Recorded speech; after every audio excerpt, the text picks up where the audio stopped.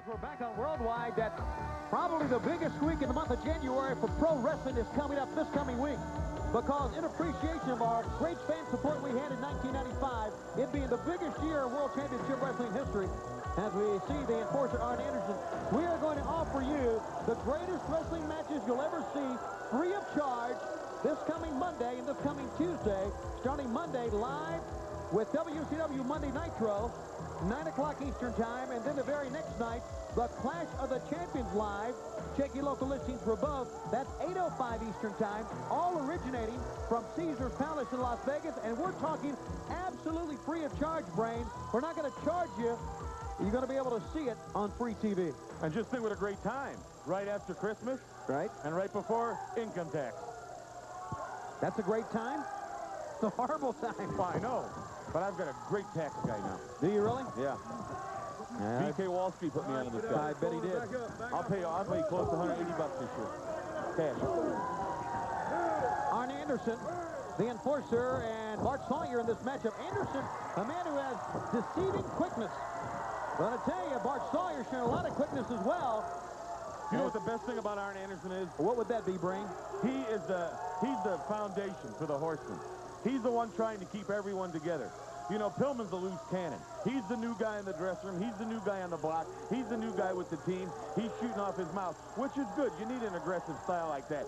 Then you got Benoit, who's doing his part as a horseman. There's a little friction there, but they all work as a horseman because of this man right here, Arn Anderson.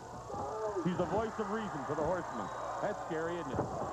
Yes, it is. Anderson, we talked about his quickness. He just rolled out of the way that time of Bart Sawyer's potential elbow. You know the difference between Arn Anderson and just an above-average wrestler? No. Or a good wrestler? What would that be? The ability to know how to win. Not just to get your hand raised, not just to cheat, not just to put your foot on the ropes. This man here knows how to win. That's very important. Dallas Cowboys know how to win. Yankees know how to win. This man knows how to win. Don't put the Dallas Cowboys in the same breath as the New York Yankees, for crying out loud. Shoulder block into the midsection.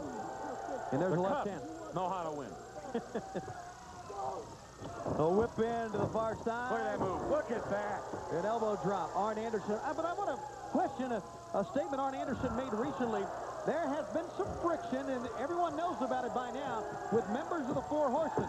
Flying Brian, a man we're going to see in one of our semifinal matches coming up in tag team action, has been running his mouth, putting up, lighting fires that the Horsemen have to come and put out.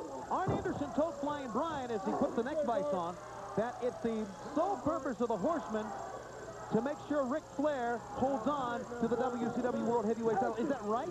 Well, a man like Arn Anderson focusing on Ric Flair's title? Well, let's put it this way. He didn't lie about it. He came right up front and told you they're there to protect Ric Flair, the world champion.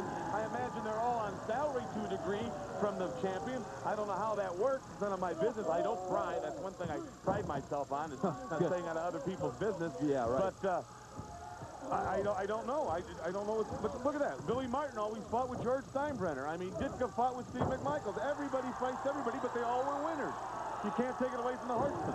Just look at their one-loss record. Look what they've accomplished and look what they can do. A left-hand top of the head. It would seem to me that Arn Anderson would want to regain his own glory as well, being the world television champion again, possibly, or even maybe going now after the one-man gang's U.S. heavyweight title, or he and any combination of those men could become world tag team champions. Well, don't focus on somebody else. Worry about your own career. Well, that's your talking, but that's not maybe the way the Horsemen think. I mean, you can only judge a person by how you judge yourself. I mean, look at it that way. I mean, you don't make waves. You stay out of other people's business. You mind your own business. That's the best way to live. The morality of Bobby. By the way, I know something about the Diamond Doll. See, here you go. Of Bobby the Brain when we're off air. I'd rather not find out from you. Oh, you're going to want to know this. Really? Mm-hmm. So you want to know? No, it's going to cost you. Forearm shot.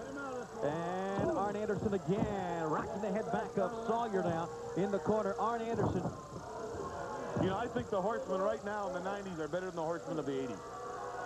Don't you? They're quicker, they're faster, they're more knowledgeable. I don't know. You know, I've been around ever since the formation of the Horsemen in the mid-80s. And I remember what the Horsemen used to be.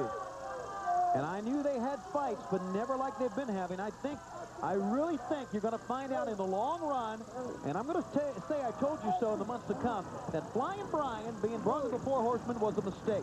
That's my opinion. You're going to find that out. Well, let me tell you something right now. You're not the only person that said that to me. A lot of people think he's going to be the ruination of the Horsemen. I don't think so. I think Arn is going to turn things around and just let him know who is really boss.